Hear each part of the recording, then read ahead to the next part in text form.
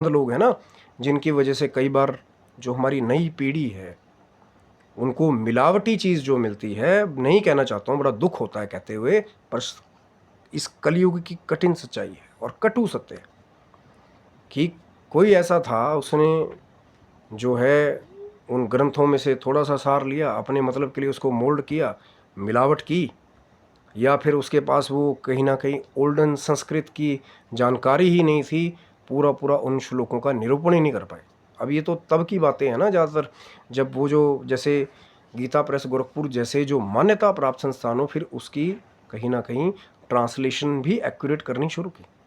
कई बार हो जाता है, टेक्निकल मिस्टेक भी हो जाती है, प्रिंटिंग मिस्टेक भी हो जाती है। इतने बड़े लेवल पे इतनी चीज़ों को, इतनी कृतियों को निकाल के देना, तो there are room for errors also, होते हैं, मानव हैं, हम लोग भी हैं, कई बार मैंने कहा ना प्रिंटिंग मिस्टेक भी होती है। लेकिन उनकी पूरी कोशिश रही कि जो जो एक एक श्लोक का जो कहीं ना कहीं अर्थ है, वो जो ओल्डन संस्कृत के विद्वान हैं उनके द्वारा बहुत कठिनता से,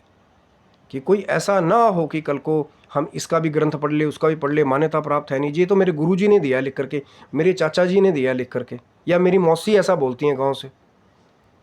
तो उस वो जो मिलावटी ज्ञान है ना, जिसकी वजह से ये जो मत दिया गया कि पितृ पक्ष में शुभ कार्य इसलिए ना करे लोग कि उनका ध्यान अपने घर में होने वाले तर्पण कार्य की तरफ रहे।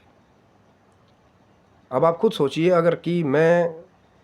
घर में जो है, मैं हर बार इस चीज़ का अपोजिशन करता हूँ कि नवरात्रि, एकादशी और महाशिवरात्रि जैसे पर्वों पे जब आदमी को साधना में, मंत्र जाप में, चार पहर की पूजा में व्यस्त होना चाहिए, रात्रि के जागरण में व्यस्त होना चाहिए, माता रानी के कीर्तन में और उनके मंत्र जाप में व्यस्त होना चाहिए, तब आप घर में शादी रख लें और फिर बोले जी हमारे घर में तो शादी है, हम तो बैठ नहीं पाएंगे। इसीलिए मैं हर बार इस चीज़ का अपोजिशन करता हूँ। और जिस दिन, अभी शायद मैं इसके ऊपर बहुत अलग एक पूरा वीडियो में किस दिन बात करूँगा, शायद कईयों को बुरा भी लगे, मेरा कोई अभिप्राय दूसरा नहीं है, पर खुद सोच के देखिएगा